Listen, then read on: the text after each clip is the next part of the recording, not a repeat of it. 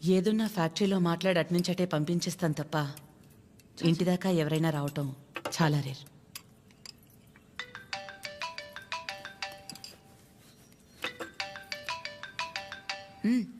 మాట్లాడు, పర్లేదు. పర్లేదండి. అంటే 9 అయింది కదా, తిన్నానా లేదా అని అమ్మ ఫోన్.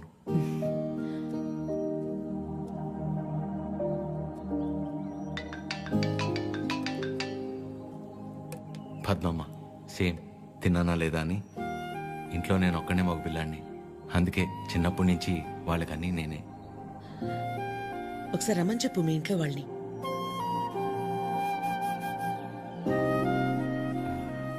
పర్లేదండి. పర్లేదేంటి, రమ్మను. వాళ్ళు ఫ్యాక్టరీ చూసినట్టు ఉంటుంది, నేను ఒకసారి వాళ్ళని కలిసినట్టు కూడా ఉంటుంది. ఏమద్యా? అవునమ్మా, రామని చెప్పండి. సరే అండి. అవన్నీ నేను చూసుకుంటాను లేరా ప్రేమ్. నిన్ను నువ్వు అద్దంలో మాత్రం చూసుకోకరా రే.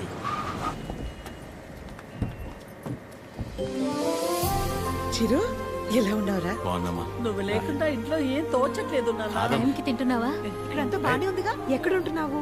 షూ! అన్నీ ఇప్పుడే చెప్పాలా, తర్వాత చెప్పచ్చా? సరే సరే, తర్వాత మాట్లాడుకుందాం. ఒకల గారు, నమస్తే. నమస్తే. లక్ష్మమ్మ, పద్మమ్మ, శారదమ్మ, శాంతమ్మ, గౌరమ్మ. అందరూ అమ్మలు సరే, ఇంతకీ అసలు అమ్మెవరో? కడుపులో 9 నెలలు మోసాను కాబట్టి సీనియర్ అనే తప్ప వాడి విషయంలో అందరూ ఈక్వలే. ఆద్య ఎక్కడ? అంటే పద్మమ్మ అందరినీ బాగా కలిపేసుకుంటుంది అనమాట. కీర్తన పెళ్లి జరిగింది కదండి, అక్కడ కలిశారనమాట. అంతే కదా? ఇంట్లో ఉంది.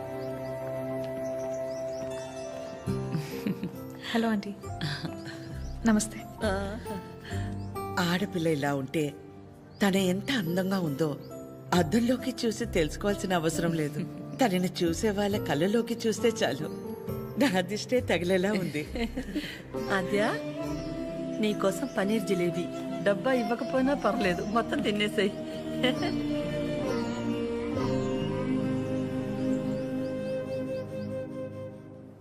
ఏంటి ఆద్య, ఇంకా ఏం ఆలోచిస్తున్నావు? ఆంటీ చిరు వాళ్ళందరితో బాగానే క్లోజ్ అయ్యారు కదా ఆద్య. అదే ప్రాబ్లం ప్రవళిక. అనుమానం ఉండి అబద్ధమని తెలిస్తే కోపంతో పోతుంది, కానీ ఇంత నమ్మాక నిజం కాదంటే తట్టుకోలేదు. అండ్ దాట్ టూ, ఇదంతా తెలిసి నేను సైలెంట్గా ఉన్నానని మా అమ్మకు తెలిస్తే ఎవరున్నా లేకపోయినా నా లైఫ్లో అమ్మ ఉండాలి. ఎవరి ద్వారానో ఈ విషయం ఆంటీకి తెలిసే కంటే నీ అందరూ నువ్వే వెళ్ళి చెప్పడం కరెక్ట్ ఆద్య.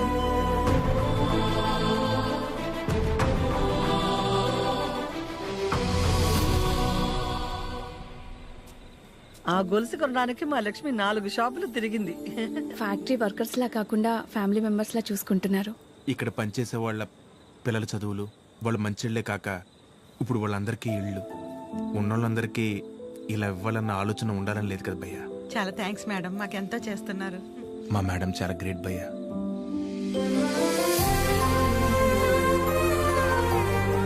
సరే సరే. ప్రేమ్, ఫుడ్ ఐటమ్స్ లో ఏం బాగున్నాయి రా? అన్నిటికంటే నువ్వు రా అన్నది బాగుందిరా. కూర్చోండి ఆంటీ. ఏంటి అందరూ చాలా సీరియస్గా మాట్లాడుకుంటున్నారు? ఏం లేదు, నీ గురించే. ఫ్రిడ్జ్లో పెరుగు ప్యాకెట్ పెట్టడం మర్చిపోతేనే మేమందరం కలిసి 10 నిమిషాలు మాట్లాడతాము దాని గురించి. అలాంటిది నువ్వొక్కదానివే ఫ్యాక్టరీ, ఇల్లు, బిజినెస్ ఇదంతా ఎలా సాధ్యపడిందా అని. ఓ అదా, ఆద్య వల్లే. లైఫ్లో ఇంక హోప్ లేదు, అంతా అయిపోయిందనుకున్నాను. అప్పుడు ఆద్యకి 8 ఏళ్ళు. ఒకరోజు నా దగ్గరికి వచ్చి, అమ్మా నేనేమైనా తప్పు చేశానా అంది. నువ్వు తప్పు చేయడం ఏంటి అంటే ఏమందో తెలుసా? నేనే నీ ప్రపంచం అంటావు కదమ్మా, నువ్వెలా ఉన్నా అది నా వల్లే కదా. నువ్విలా ఉన్నావంటే నేనేదైనా తప్పు చేసుంటే చెప్పు, ఇంకెప్పుడు చెయ్యను అంది. ఆ క్షణం అనిపించింది ఇంకెప్పుడు తన నా దగ్గరకొచ్చి అలా అడిగేలా నేనెప్పుడు ఉండకూడదని.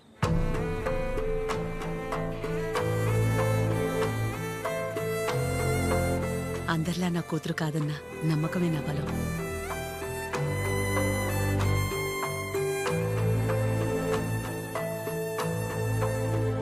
మీ బలం మీ చిరు, మీ పెంపకం తన ప్రవర్తనలో కనిపిస్తుంది. చాలా బాగా పెంచారు మీ చిరుని. చిరు, ఇంతమంది ఆడవాళ్ల మధ్య పెరగడం నీ అదృష్టం.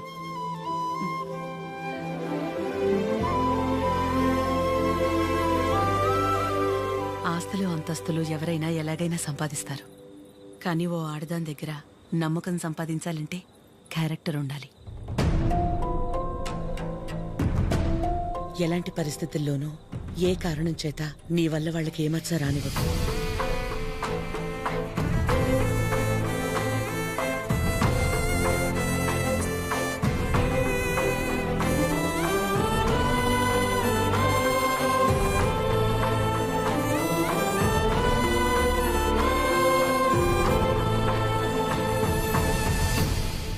బయలుదేరిపోవడం ఏంటక్క?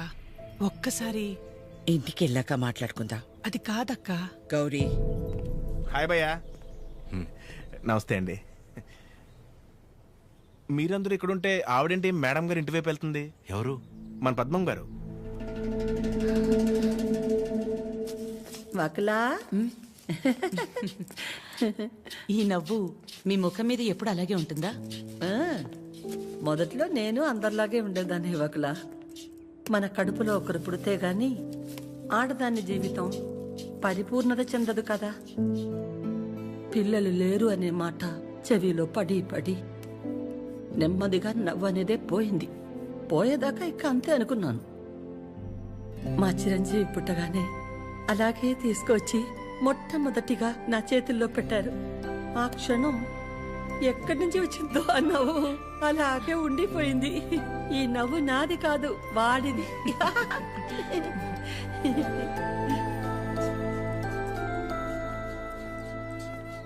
నీకు మొక్కలంటే బాగా ఇష్టం అవ్వకులా? ఈ మొక్కల విషయంలో మాత్రమే ప్రపంచం ఆడా మగానే తేడా చూడదు. మా చిరు కూడా మొక్కలంటే బాగా ఇష్టం. ఇంట్లో ఎటు చూసినా ఉంటాయి. అన్నీ వాడి తెచ్చినవే. మా ఇంటికొచ్చి చూడాలి, ఎప్పుడు సందడే. నవ్వు లేకుండా నిమిషం ఉండదు. నువ్వు కనుక మా ఇంటికి వస్తే ఫ్యాక్టరీ వద్దు ఏమీ వద్దని అక్కడే ఉండిపోతావు. వీలు చూసుకుని ఒకసారి వస్తాం. ఒక్కసారి ఏంటి వకులా? నువ్వు అనాలే కాని ఆద్య ఇల్లు నీ ఇల్లు కాదా ఏంటి? మా చిరుకి ఆద్య అంటే ప్రాణం. ఆద్యకి కూడా మా చిరు అంటే చాలా ఇష్టం. కానీ నీ గురించి ఆలోచించే మా చిరుకి ఆద్య దూరం అయింది.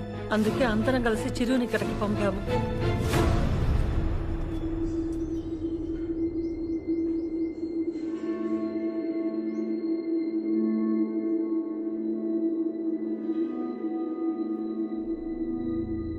విన్నావుగా వకుల?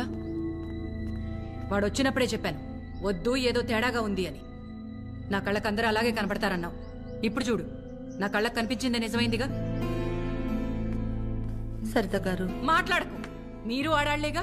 సాటి ఆడదాన్ని మోసం చేయడానికి మనసెలా ఒప్పింది? అసలు నిన్ను తన్నాలే పట్టుకుని.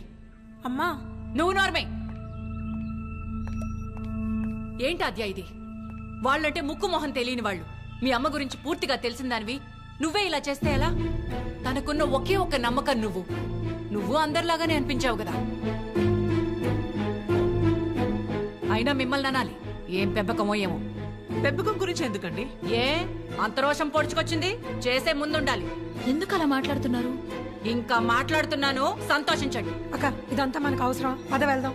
ఇంకా నుంచున్నారే, పదండి. సిగ్గుండాలి. అమ్మా ఆగమ్మా, ఏ ఏ ఆగు. నువ్వు అరిచి గోల చేసేంత ఘోరం ఏం జరిగిపోలేదు ఇక్కడ. ప్రేమించిన అమ్మాయి కోసం వచ్చాడు, అంతేగాని ఎవరినైనా మోసం చేశాడా? ఎవరితోనైనా తప్పుగా ప్రవర్తించాడా? తప్పుగా చూపైనా చూశాడా? వాడికిడికి రావడం వల్ల ఎవరికైనా మంచి జరుగుంటుంది తప్ప నష్టం ఏం జరగలేదు. వకుల, పిల్లలిద్దరూ మన ఇష్టాలకు గౌరవం ఇచ్చి మన సంతోషం గురించి ఆలోచిస్తున్నారు. ఒక్కసారి వాళ్ళ ఇష్టం గురించే ఆలోచించడంలో తప్పే ఉంది.